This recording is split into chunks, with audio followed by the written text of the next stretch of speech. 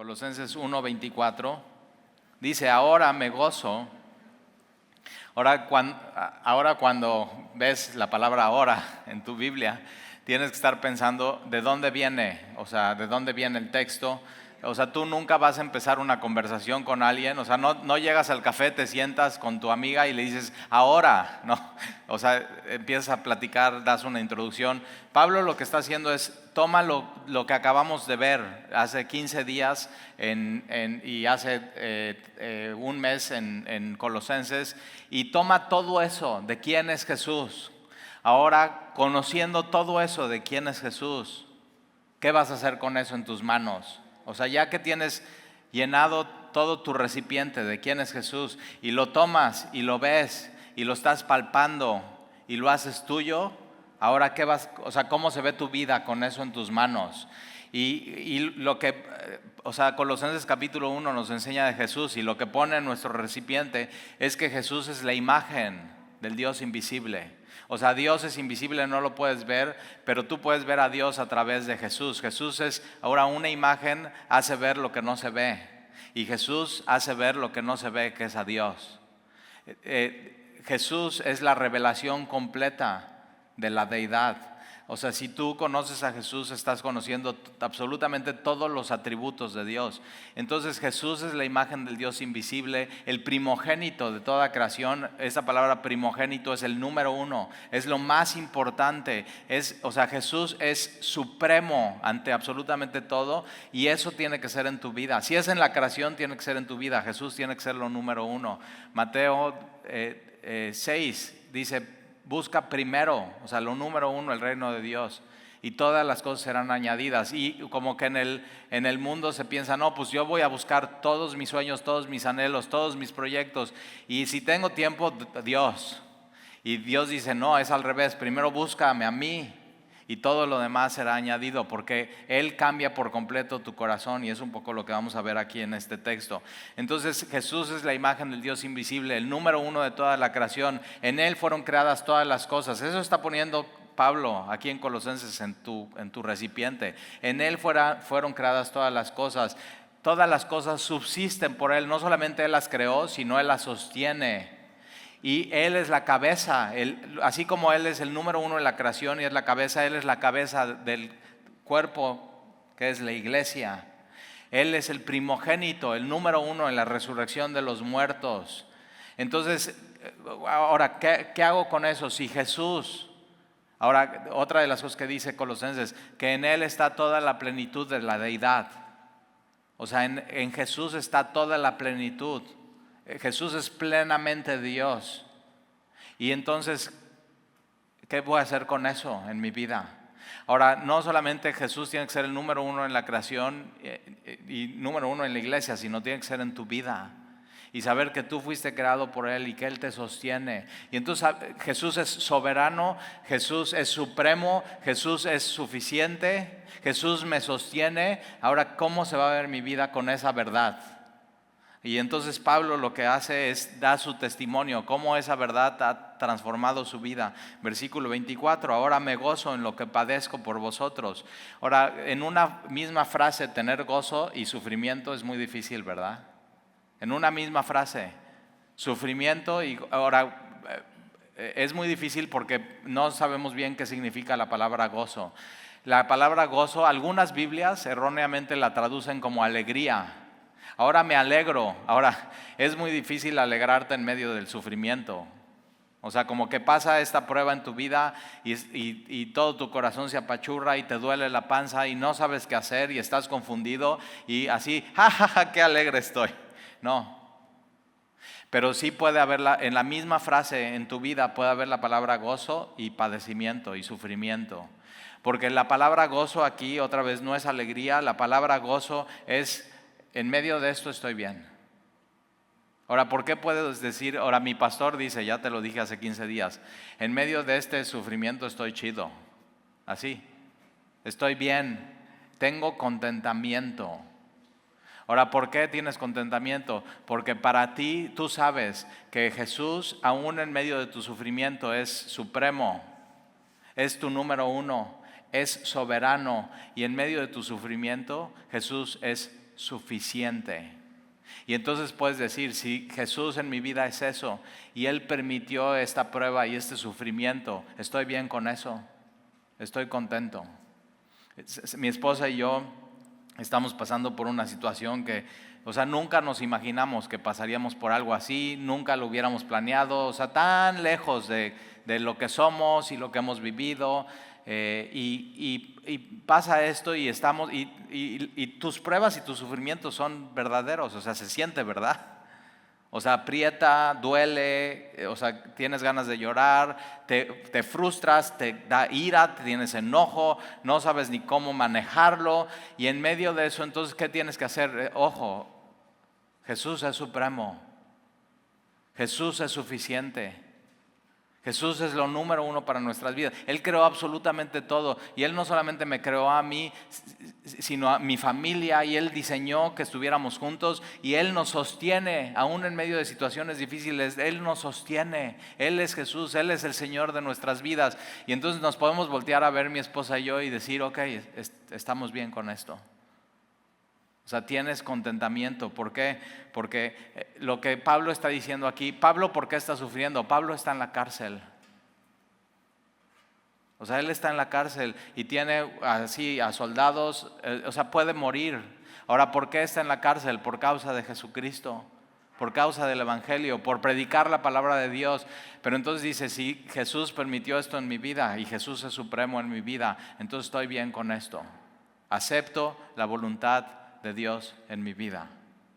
Y es una de las cosas que el cristianismo no promete. El cristianismo no promete que no vas a sufrir en tu vida. Si tienes tiempo caminando con el Señor, ya lo sabes, ya te diste cuenta. En este mundo tendréis aflicción, pero confía porque yo he vencido al mundo. Entonces Jesús no dice, en este mundo yo te voy a quitar todo el sufrimiento, no te va a pasar nada. Y confía, yo he vencido al mundo, entonces ya no vas a sufrir. Y no, Jesús dice, en este mundo es parte de sus promesas y sus verdades, vas a tener sufrimiento, pero confía, yo he vencido al mundo y yo voy a estar contigo en medio de tu sufrimiento. Entonces Jesús y el cristianismo nunca prometen una vida libre de sufrimiento, sino el cristianismo le da sentido a tu sufrimiento. Tiene un sentido. No es despropósito. Dios nunca va a echar así, en saco roto, un sufrimiento de su Hijo. Lo va a usar. Es parte de su proceso de santificación. Y la santificación de Dios en nuestra vida es a largo plazo. Es a largo plazo. Incluye sufrimiento, incluye momentos muy hermosos, incluye alegría. Pero aún en medio del sufrimiento tú puedes estar contento y decir, ok, acepto lo que Dios tiene para mi vida. Dios lo va a usar para santificarme y para cambiarme y para hacerme diferente. Y en medio del sufrimiento me va a quebrar como un alfarero. Está haciendo su vaso de barro y dice, no, a ver, lo quiebra y lo vuelve a hacer. Y Dios en medio del sufrimiento toca lugares y toca puntos que no los tocaría si no pasas por el sufrimiento y por la prueba en tu vida. Y si te das cuenta, en medio de las épocas más difíciles en tu vida es cuando más has madurado. Y es una oportunidad para poner una vez más tu confianza y tu esperanza por completo en Jesús, siendo Él suficiente, siendo Él supremo. Y entonces en medio de tu prueba, sí, nos pasa y estamos viendo la prueba, pero lo que Él quiere es que veas a Jesús como Dios lo revela en Colosenses. Él es Dios, el número uno. Y entonces versículo 24, ahora me gozo, estoy bien, acepto la realidad de mi vida que Dios ha permitido, acepto su voluntad en lo que padezco. Pero fíjate, Él está sufriendo y dice, yo no estoy sufriendo por mí, yo estoy sufriendo esto por ustedes. Y tú tienes que saber esto, que es un poco como Jesús. Jesús cuando vino a este mundo, vino a sufrir por el mundo. ¿No? Y había una corriente, acuérdate, en Colosas, de ascetismo, que es un trato duro con el cuerpo. Tienes que sufrir para ser más espiritual. En México sucede, por ejemplo, lo ves cada 12 de diciembre, que de Puebla, de Tlaxcala, de Oaxaca, salen las caravanas hasta la Basílica de Guadalupe y van caminando, o van corriendo, o van en bici, a unos de rodillas. Y yo digo, qué falta de conocimiento de Dios, qué falta de prudencia. O sea, para ir de aquí a Cardel te tendrías que entrenar. Ahora imagínate ir hacia la Ciudad de México y se deshidratan y hay accidentes y todo eso sucede. Pero voy a hacer esto para ser más espiritual y acercarme más a Dios. Y lo que no se dan cuenta es que mientras están haciendo eso, haciéndote sufrir a ti mismo, te estás alejando más de Dios. Y Pablo dice, no, mis sufrimientos no son para mí, son para los demás. Está siguiendo las pisadas de Jesús. Ahora fíjate, Pablo está sufriendo por los de Colosas. ¿Por qué? Porque él ha venido predicando la palabra y él fue a Éfeso y fue a todas estas ciudades, a Éfeso, fue a Filipos. ¿Por qué? Para predicar la palabra, para enseñarles quién es Jesús. Y dice, yo estoy preso por eso, porque yo quiero enseñarles quién es Jesús y por eso sufro. Mira en quién está enfocado los sufrimientos en Pablo, no en él, sino en los demás. Es Jesús. Jesús le enseñó eso a Pablo. Y entonces me gozo en lo que padezco por vosotros y cumplo en mi carne lo que falta de las aflicciones de Cristo por su cuerpo, que es la iglesia. El cuerpo de Cristo es la iglesia. Y Pablo dice que él cumple. Esta palabra cumplir es llenar por completo, o lo que hace falta, rellenarlo y que esté lleno y bien apachurrado y bien puesto. Es como en un recipiente esta idea de, vas a poner una taza completa y estás haciendo tu panqué de plátano. ¿Te gusta el panqué de plátano? Es uno de mis favoritos. Y dice, vas a poner una taza y en una taza vas a poner una taza completa de harina. ¿Qué pasa si le pones 3/4 de taza? No te queda bien, ¿verdad? Tienes que poner bien la taza. Entonces pones la harina y estás apachurrando y estás poniendo y estás rebosando y haces esto así. Y sabes, está completo la taza para tu panqué de plátano. Y es esta palabra, Pablo está cumpliendo para la iglesia, poniendo por completo, sin que falte nada en su carne, lo que falta de las aflicciones de Cristo. Ahora, cuando dice lo que falta de las aflicciones de Cristo, no está hablando lo que Cristo sufrió en la cruz. Lo que Cristo sufrió en la cruz por nosotros, para redimirnos, eso fue completo. Él se entregó todo su cuerpo, toda su vida, Él la puso, nadie se la quitó. Sino está hablando en el ministerio de Jesús. Jesús en su ministerio fue un varón de dolores, experimentado en quebranto, y llegaban y le decían, eres un bastardo, lo perseguían, le decían, tú haces todos estos milagros no por Dios, sino por Belcebú. Y entonces es así como de pronto te pueden decir a ti. Y Pablo entiende eso, porque Pablo era un perseguidor de la iglesia. Y cuando él va en el camino a Damasco, tiene un encuentro con Jesús. Y Jesús le dice a Pablo, ¿por qué me persigues a mí, Pablo? Ahora, Pablo no estaba persiguiendo a Jesús personalmente. Pablo estaba persiguiendo a la iglesia. Pero Jesús dice, si tú haces sufrir a mi iglesia, me haces sufrir a mí. Porque yo soy la cabeza de la iglesia y no puedes separar a Jesús, la cabeza de la iglesia, de su cuerpo.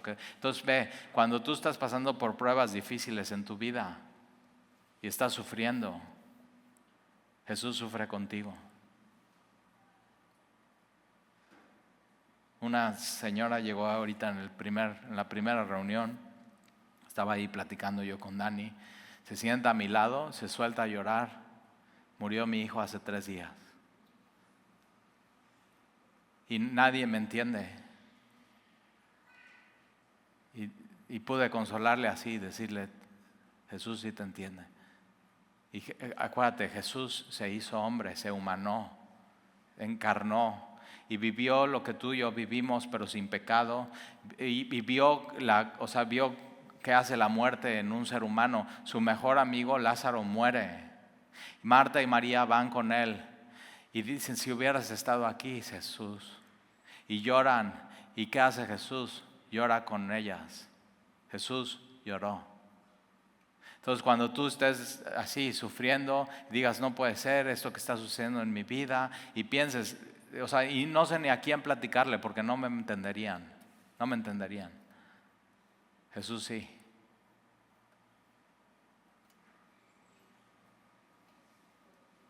Entonces Pablo, fíjate dónde Pablo encuentra sentido al sufrimiento. Yo no sufro por mí, yo sufro por los demás. Y ahí encuentra Pablo la plenitud de la vida cristiana.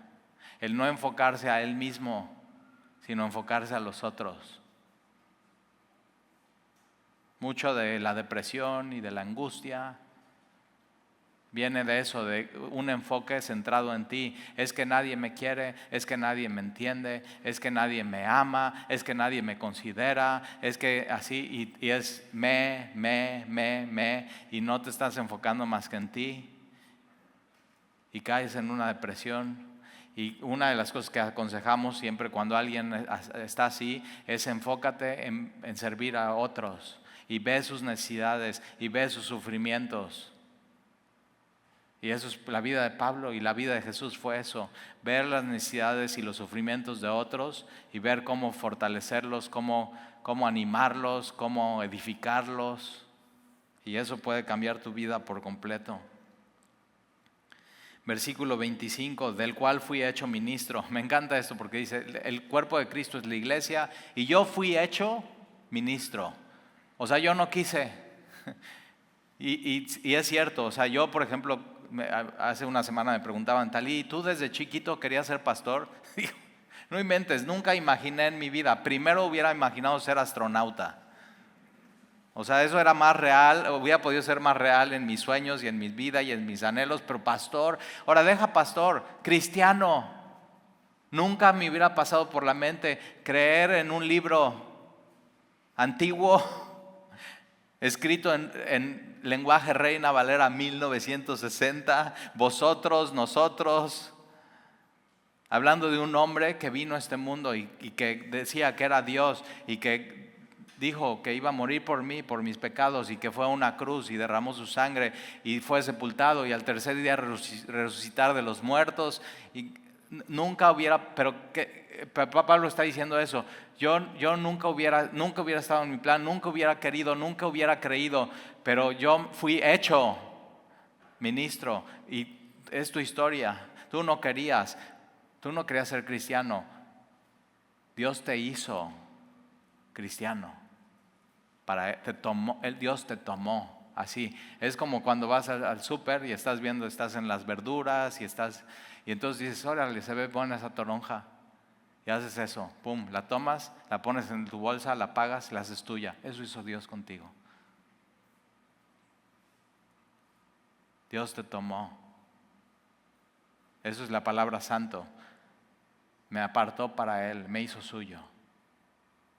Yo nunca lo hubiera querido, nunca lo hubiera pensado, pero qué bien, qué bueno que lo hizo. ¿Dónde estarías tú hoy? Yo muchas veces así le platico historias a mis hijos de antes de Jesús en mi vida, cuando era joven, y digo, no, o sea, y hay una canción de Jesús Adrián que dice, sería como un pájaro herido. Yo digo, no, deja pájaro, perro muerto en la carretera, todo así. Y dice Dios, no, te quiero para mí. Eso hizo Jesús contigo. Y Pablo dice, yo fui hecho, no quería. Yo fui hecho, ahora ministro. La palabra significa siervo, esclavo. Ya, eso. ¿Para qué? Para servir a los demás. Ahora soy esclavo de Jesús. Y Él me ha puesto a servir a otros, a no enfocarme en mí, enfocarme en los demás. Eso es. Y el ministerio es eso. Servir a los demás. Poner tu tiempo, tu saliva, tu mente, tu corazón, tus oraciones enfocadas en otras personas y no en ti. Y eso es una vida, o sea, ve, la vida de Pablo, la vida de Pedro, la vida de Juan, fueron vidas que cambiaron vidas porque no eran vidas centradas en ellos, sino eran vidas centradas en los demás. Cuando empieces a hacer eso en tu vida va a cambiar radicalmente. fuimos a la playa, a otra playa que no aquí en Veracruz, mi hijo y yo, y fuimos a un lugar a comer unos tacos buenos, 25 pesos costaban, de milanesa y unas papitas y la tortilla, salsa buena. Pero desde que llegamos nos dimos cuenta que había en una mesa atrás de nosotros un hombre con cara completamente desarreglada, desgastado, bien vestido, unas chanclas, todo tatuado. Pero fue bien chistoso porque como que Alan y yo, como que nos atraía ese hombre, o sea, como que llegamos ahí no nada más por los tacos y lo sabíamos. Y estábamos ahí platicando con él y yo sabía que tenía que compartirle a este hombre, Alan también. Y de pronto él nos hace plática a nosotros, empezamos a platicar y veo que su gorra dice en inglés, Dios, got me, Dios me tomó. Y digo, de aquí soy. O sea, y entonces le digo, ¿tú sabes qué quiere decir tu gorra? Y dice, sí. Ya le pregunté a alguien, no sabía inglés, dice, ya le pregunté a alguien y es Dios me tomó. Y le digo, ¿y Dios ya te tomó? Y dice, no, había un evento de unos cristianos, yo trabajo aquí enfrente en la playa del hotel Westin, y había un evento de unos cristianos, traían estas gorras y al día siguiente yo vi que es una de esas gorras como que me la aventó el mar. Y estaba toda llena de arena y nadie la agarraba y estaba ahí la gorra y estaba yo y digo, pues yo la voy a agarrar, nadie la quiere y está toda así, toda chorreada, así. Y entonces la agarré, la limpié y me la puse y aquí estoy. Y digo, ¿sabes? A mí Dios me agarró así. Dios got me, a mí. Estaba ahí así en el hoyo, en el peor momento de mi vida y así como tú agarraste esa gorra, Dios me agarró a mí y me hizo suyo. Y la pregunta es, o sea, Dios te quiere para Él. La pregunta es si tú quieres a Dios para ti. Y platicando un poco más, y decía, yo les voy a invitar la cuenta, échense unas. Así, y entonces, y mi hijo nada más así, serio, ¿no? O sea, ¿qué va a hacer mi papá con esta pregunta? Y entonces, así, mesa a mesa, gente pasando, meseros, y me le quedo viendo y digo, no cambies el tema. No me invites nada, no cambies el tema. Y otra vez regresarlo a eso. No cambies el tema, estamos hablando. Y entonces le dije, al final salió que era él un dealer de droga. Y digo, no te los encuentras muy seguido, ¿verdad? Y Dios quería cambiar su vida. Y entonces una de las cosas que le pude decir es, o sea, yo ya me regreso a Veracruz hoy, pero en los próximos 7 días voy a estar orando por ti. Y todos los días yo quiero que tú pienses en los próximos 7 días, si vas a dejar que Dios te tome y tú tomar a Dios en tu vida y darle un cambio. Y tú sabes lo que me refiero. Y para que tú tomes a Dios por completo, tú tienes que soltar cosas en tu vida y sabes a lo que me refiero. O sea, imagínate, él, o sea, yéndole muy bien en su negocio. O sea, soy vendedor ambulante, decía, ganando de 5 a 10 mil pesos al día, pero completamente su vida solitaria y destrozado y sin Dios y haciendo daño a los demás. Y le dije, y si en esos 7 días quieres tomar la decisión, y ahí en tu casa te voy a pedir que te hinques y le pidas perdón a Dios y le pidas a Jesús que entre en tu vida. Híncate en tu casa y haz eso. Y estamos orando por él. Han pasado 4 días desde que hablé con él. Y yo conozco el poder de Dios y el evangelio es poder de Dios para salvación. Y hoy venía orando a Dios y digo, Señor, haz lo que se hinque y que te reciba y que cambie su vida.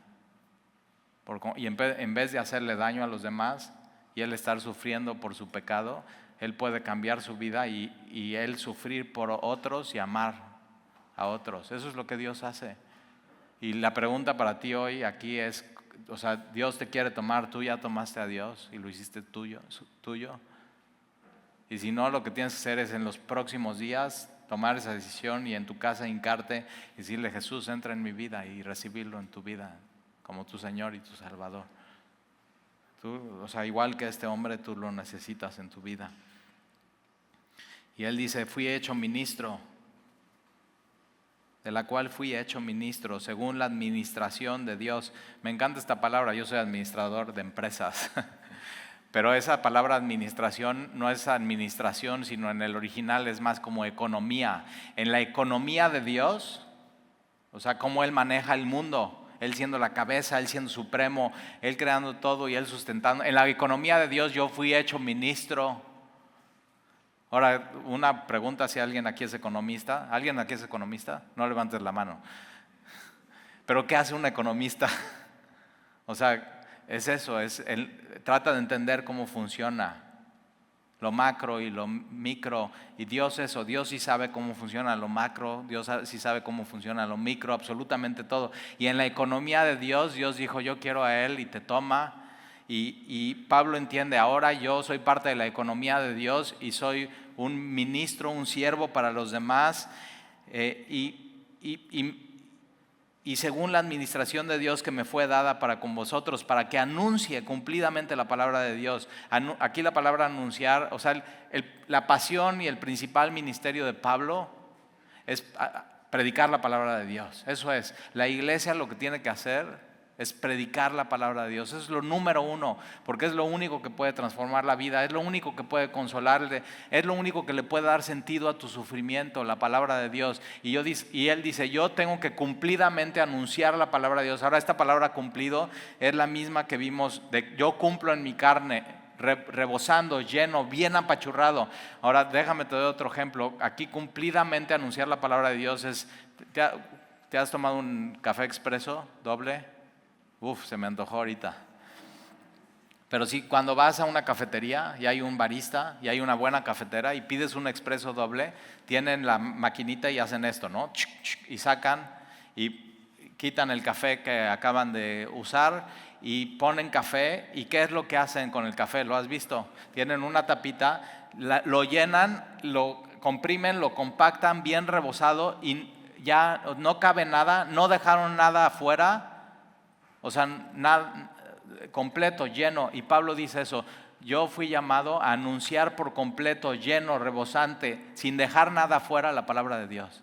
Y es una de las cosas que es la pasión de Semilla, vamos a estudiar la Biblia. Ahora implica esfuerzo, implica tiempo, implica tu intelecto, implica las fuerzas, implica absolutamente todo. Poder tú y yo juntos meternos a la palabra de Dios. Y es como un edificio, decir, ok, vamos a explorar todo el edificio y va a haber momentos que veamos cuartos hermosos y va a haber momentos que no, mira, te tengo que enseñar este rincón del closet, mira. Pero vemos todo sin dejar nada afuera y eso es lo que Pablo dice. La iglesia es el lugar donde se tiene que anunciar por completo, rebosadamente, lleno, apachurrado la palabra de Dios sin que nada falte. Hechos capítulo 20, todo el consejo de Dios. De pasta a pasta desde Génesis hasta Apocalipsis. Y eso es lo que hacemos. Entonces, que fue dada para con vosotros para que anuncie cumplidamente la palabra de Dios. El misterio que había estado oculto desde los siglos y edades, pero que ahora ha sido manifestado a sus santos. Acuérdate, los gnósticos decían, hay cosas ocultas que nada más son para un grupo de personas. Y aquí dice, no, aquí lo oculto, el misterio oculto ya ha sido revelado. ¿A quién? No nada más a 3 o 4 personas o un grupo especial, a todos los santos. Tienes todo lo que Dios quiere manifestar en la palabra de Dios. Y quiere revelarse, Dios se quiere revelar a ti a través de la palabra de Dios. Versículo 27, a quien Dios quiso dar a conocer. ¿Por qué? Porque Dios quiso. Dios te quiso dar su palabra para darte a conocer sus riquezas en gloria. Es increíble. Porque Dios quiso dar a conocer las riquezas de la gloria de este misterio entre los gentiles, que es Cristo en vosotros, la esperanza de gloria. Entonces, 3 misterios. 1, el cuerpo de Cristo es la iglesia y Pablo sufre y sirve a la iglesia. Número 2, Cristo en mí, Cristo en ti, Cristo vive en mí, Cristo vive en ti. ¿En dónde? En tu corazón. Efesios capítulo 3, versículo 17, dice, para que habite Cristo por la fe en nuestros corazones. Aquí habita Cristo. En el momento que tú crees en Jesús, Jesús viene a morar en tu corazón. Ahora, tu corazón no nada más son tus sentimientos. O sea, y sí, en tu corazón están tus sentimientos, en tu corazón están tus emociones, pero el corazón en la Biblia es como el CPU. ¿Sí sabes? O sea, dices, no, solo uso laptop. Bueno, el CPU es una caja y era grande, si te acuerdas, y tenía hasta ventilador y parecía helicóptero que iba a despegar, pero no. Y entonces lo que hacías es que ahí conectabas el monitor, conectabas hasta si usabas discos y de 3.5, ¿te acuerdas? Y los metías así y ya se comió el disco y tenías que meter un clip. ¿Sí te acuerdas, verdad? O sea, todo eso. Pero entonces todo se conectaba al CPU. Y el CPU se conectaba a la luz y ahí se conectaba el teclado, se conectaba el mouse, se conectaba tu pantalla. Tú, si el CPU no estaba prendido, no podías usar nada.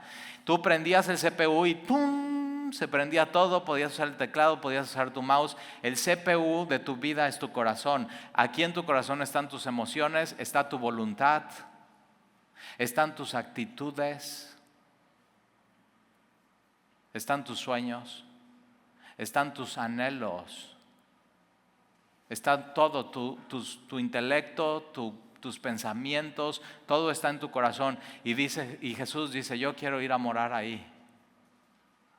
Y entonces por eso Él viene a transformar toda tu vida. Ya no piensas igual, ya tus sentimientos ya cambian, ya no sientes de la misma manera.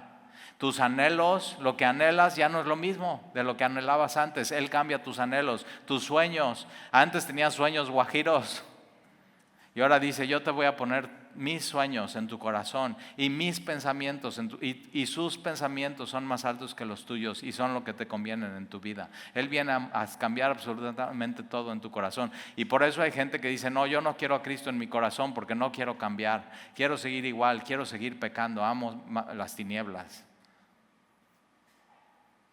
Pero ojo, una de las cosas que le dije a este hombre es, si después de los 7 días no tomas esta decisión, vas al hoyo.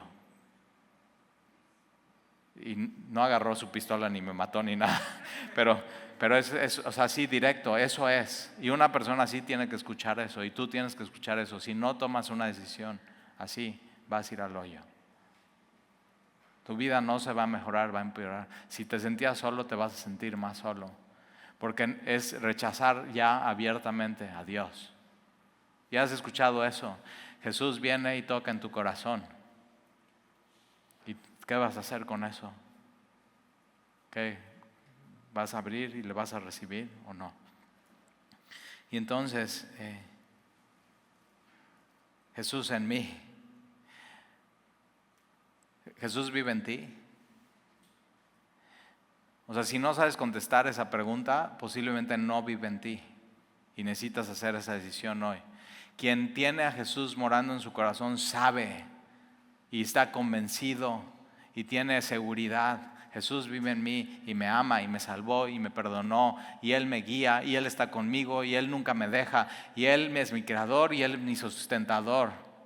Y lo sabes y tienes convicción y seguridad de eso. Si tú hoy no tienes convicción y seguridad de eso, tú necesitas que Jesús venga a morar en tu vida. Ahora fíjate, dice que es un misterio, porque en el Antiguo Testamento no está claro que Jesús iba a venir a los gentiles. Está clarísimo que el Cristo iba a venir a los judíos. Pero aquí dice que la riqueza, o sea, es tanta la riqueza de la gloria de Dios que no solamente Jesús vino a los judíos, sino Jesús vino a todas las naciones, a todos, a toda la humanidad por completo. Esa es la riqueza de Dios. Y ahora ese misterio ya ha sido revelado a todos los santos. Ahora, ¿qué es cuando tienes el Espíritu Santo? Son las arras o la promesa de que un día vas a estar con Jesús en la gloria. Por eso es tan importante tener el Espíritu Santo en tu corazón, porque si tú tienes el Espíritu Santo en tu corazón, sabes, voy a estar con Jesús en la eternidad, en la gloria. Si tú no tienes el Espíritu Santo en tu corazón, no vas a estar con Jesús eternamente en su gloria. Hay solamente 2 destinos y hay solamente 2 opciones. Pero entonces tenemos eso, las arras y la promesa de Dios que vamos a estar, tenemos una garantía firme que vamos a estar con Él en la gloria. Versículo 28, ¿a quién anunciamos? ¿A quién? A Jesús. Nosotros predicamos a Cristo y ese es el tema. Y sí, tuvimos una conferencia de matrimonios, estuvo increíble, pero al final, ¿de qué se trata? De Jesús.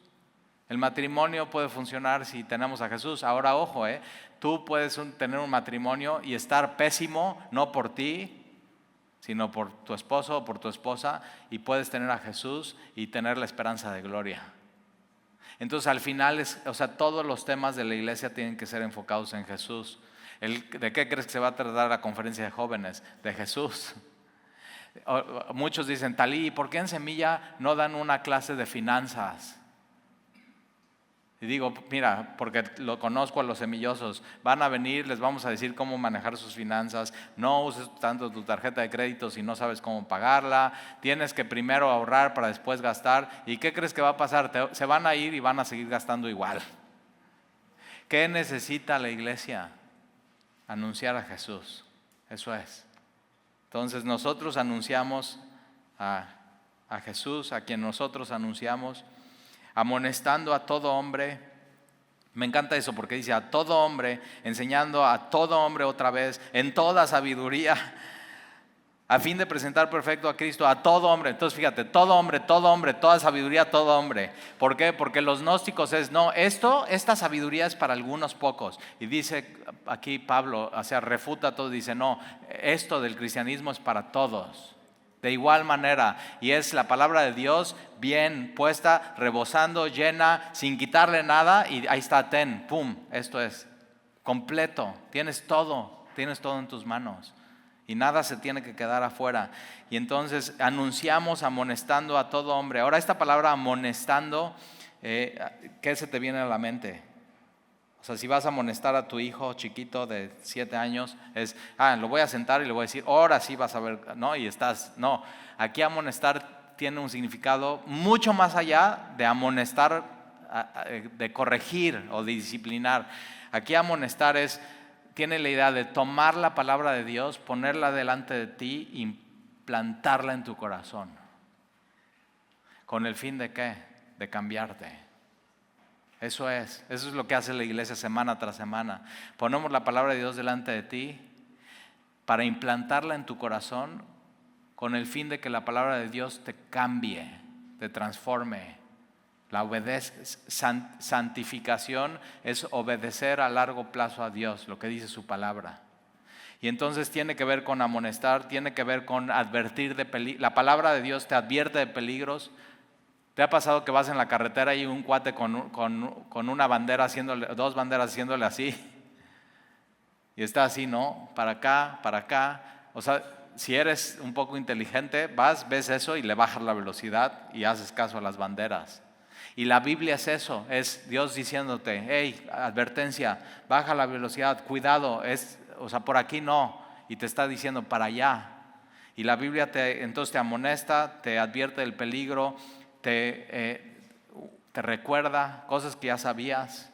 Muchas de las cosas que vienes a escuchar aquí ya sabías. Posiblemente tienes años de cristianos, pero necesitas recordarlas porque somos bien olvidadizos y se nos olvida quién es Jesús, que Él es suficiente, que Él es supremo, que Él tiene que ser lo número uno en nuestras vidas. Y la palabra de Dios también te corrige.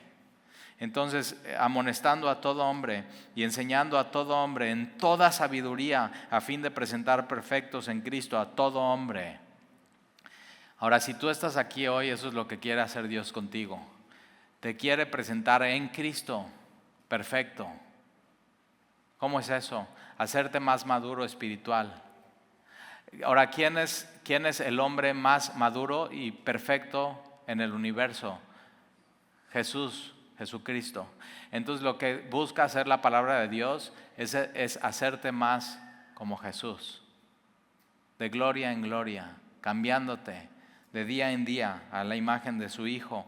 Ahora, si tú tienes una Biblia y tienes el Espíritu Santo, tú puedes aconsejar a otra persona y advertirle y corregirle, instruirle, decirle, creo que en tu vida no vas bien por aquí. No, esto no es un trabajo solamente del pastor, es un trabajo de todo el cuerpo de Cristo.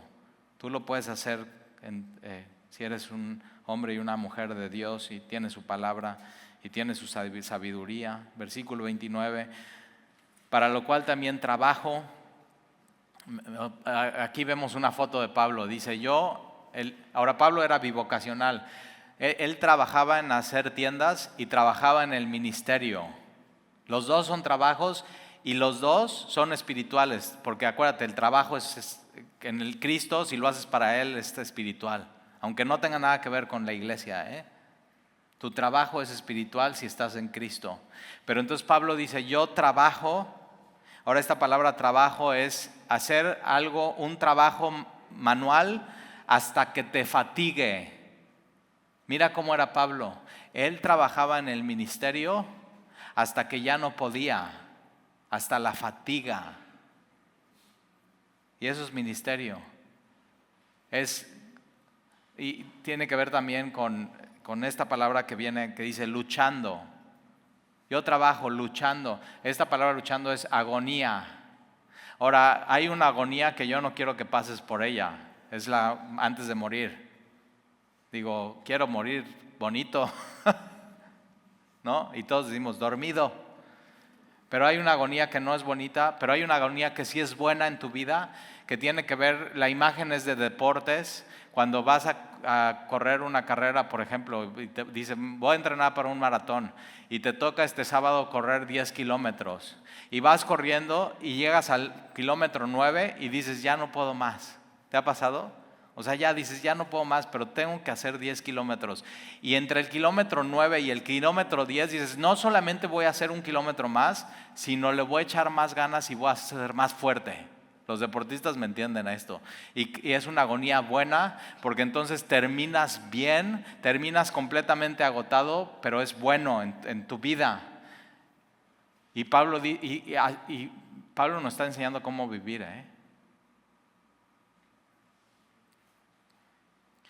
Pablo está diciendo, yo en mi trabajo y en mi ministerio y en mi vida, todos los días voy a echar toda la carne al asador. Voy a hacer mi mayor esfuerzo, aunque termine agotado, pero lo voy a hacer para el Señor y para la iglesia.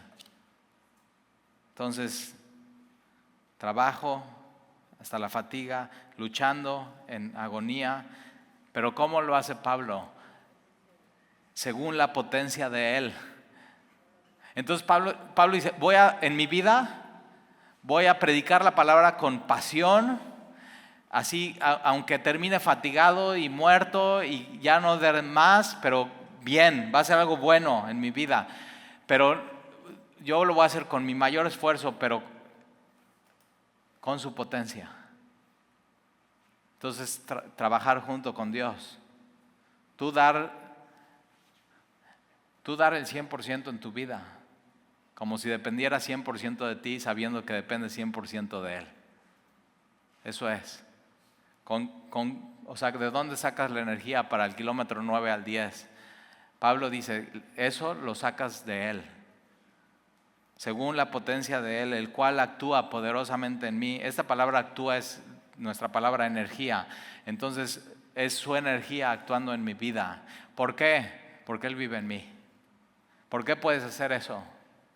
Porque Él vive en ti.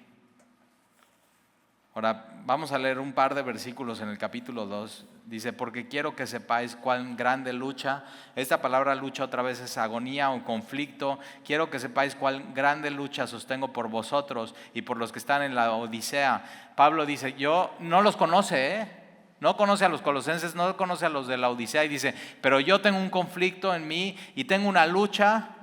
Ahora, ¿qué es el conflicto? ¿Cuál es la lucha de Pablo? Dice, y por todos los que no han visto mi rostro, para que sean consolados sus corazones. Yo quiero que sean consolados los corazones de la iglesia. Es una buena pasión. Ahora, ¿por qué? Porque un corazón desanimado es un corazón que corre peligro ante los falsos maestros. Déjame te lo explico. Cuando algo te desanima en tu vida, pasa algo, una prueba en tu vida y te desanimas y te agüitas, lo peor que puedes hacer es dejar de venir a la iglesia. Porque eres presa fácil cuando estás desanimado Y tú lo que necesitas hacer es ánimo. ¿De quiénes? De tus hermanos. ¿Ánimo de qué? De la palabra de Dios. Que Él te levante, que Él te fortalezca con su potencia. Porque vamos a decir que tienes un problema con uno de tus hijos adolescentes y te desanimas y dices, no, o sea, no voy a encontrar la solución en Jesús. No. ¿Y qué haces? Te metes en tu computadora, te vas a YouTube y pones, ¿cómo hacerle con mi hijo adolescente? ¿Y qué crees? Vas a ver cientos de videos que no tienen nada que ver con la Biblia ni con Dios, que simplemente están ahí listos para agarrarte en medio de tu desánimo, para enseñarte cosas que son opuestas a la palabra de Dios. Cuidado cuando estás desanimado, cuidado. Y Pablo dice, mi conflicto es que cuando esté desanimada la iglesia o alguien de la iglesia, sean consolados sus corazones, para que no sean presa fácil de los falsos maestros, para que sean consolados sus corazones, unidos en amor. Entonces, cuando estés desanimado, tú lo que tienes que buscar es unirte. Esta palabra unirte es tejido. Hilo con hilo, ¿no? Haces el pie y la trama de la tela bien tejido en amor unos con otros, con el cuerpo de Cristo. Cuando estés desanimado, lo peor que puedes hacer es destejer tu hilo e irte y no ser parte del cuerpo de Cristo. Aquí es donde vas a encontrar el ánimo, unidos en amor. Ahora, mira la marca de un cristiano maduro. La marca de un cristiano maduro no es cuánto conoce de su Biblia, ni cuántos cursos de teología ha hecho, ni ya pasó Navegantes 1, 2 y 3, autoconfrontación. La marca del cristiano es el amor. ¿Cómo está tu vida en eso?